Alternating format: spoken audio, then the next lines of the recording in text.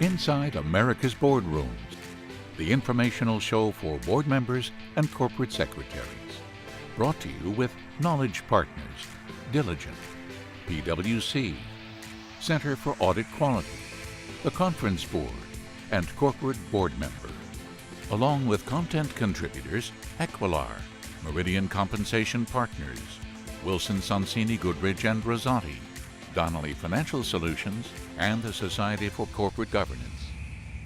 Welcome to this edition of Inside America's Boardrooms. I'm TK Kerstetter, the CEO of Boardroom Resources and the co-founder and editor-at-large at Corporate Board Member magazine.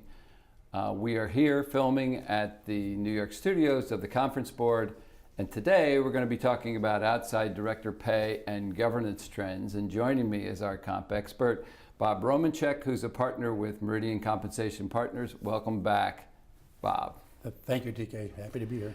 So you know that this is a topic that I've got some little bit of passion about, yes. And some of it, again, I like to have logic in things, and this has, to me, very little logic. So one of the things we do know is that more and more responsibility and duties are being put in the committees, board committees. Right. And the chairs of those committees have very significant responsibilities. For me, I think that's the heart and soul of what happens at the board. So, but everything is not always equal or logical, and there's two things I want to talk about today. One is lead directors and how they're compensated, and the other is nom-gov chairs. Okay, both of those I think are worthy of at least some discussion. Okay, so let's start with the lead director.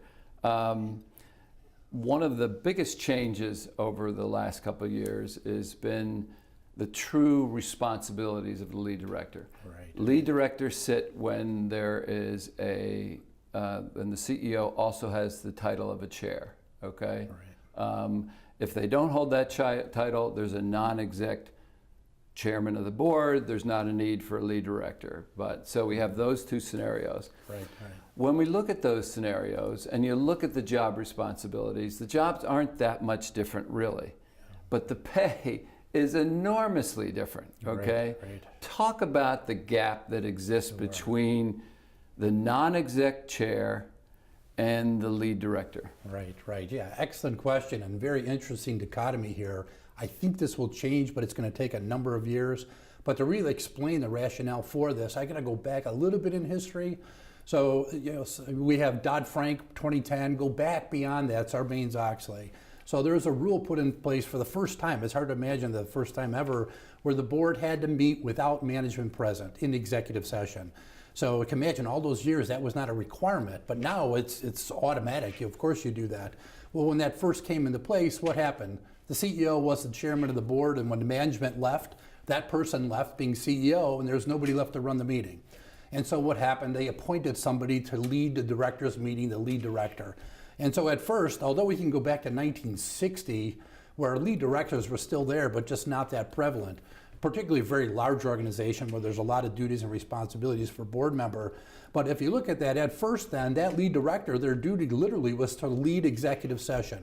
To this day, you've still got 10% or so of organizations where the lead director has minor duties and there's no additional compensation. They get zero extra. Of course, they get the underlying poured pay package like all other directors, but as being lead director, there's no compensation. That's diminishing because folks are figuring out that that's a valuable position that could really do some very good independent things with the board.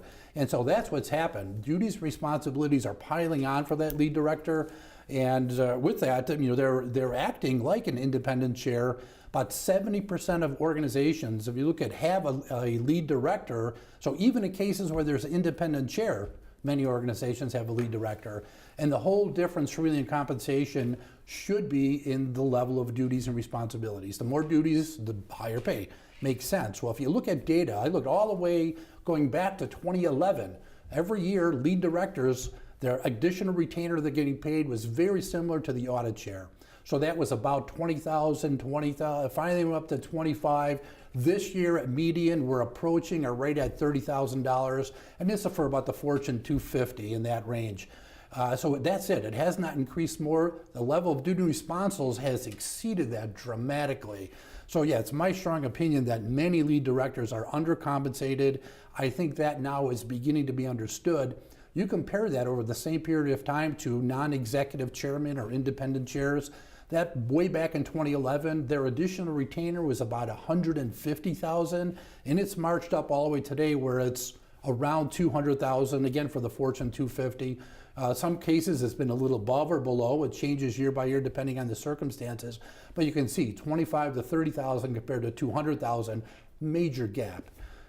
Many organizations now, when you say lead director, they immediately think of an independent chair or vice chair. So the nomenclature is getting mixed and they're referring to the same position, yet the compensation simply has not gotten there. Bob, that's $170,000 difference. Right. You can't tell me that the duties of those two warrant that kind of gap. Right, I agree, and I think it reflects the conservative nature of many boards where board compensation in total, if you add it all up, it's a phenomenal deal. It's 3% of what you're paying your CEO, and you've got mostly retired CEOs or other very experienced advisors on the board, and you're clearly not paying for all the experience. It's supposed to be fair pay for a fair job and duties and responsibilities. I do think that number, give it a couple of years, it's just now started to go up. I think it's going to hit 50,000 in the next 2 years, maybe 3, and onward from there. I know a couple examples where the pay has been increased, but I think the conclusion here is you don't get a pay increase and then your duties go up. It's the opposite. So you're showing that you're doing all these duties, responsibilities, and then finally the board or the comp committee realizes we should be paying this person more. So the duties lead, the pay follows. I can give you 5 examples where, right off the top of my head, where the lead director, where the CEO chair has left the company or been terminated or something's happened. Guess who the spokesperson for the company is? The lead director, okay?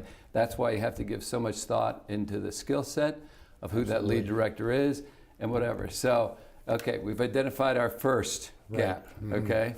And we've got a couple lead directors out there cheering us on.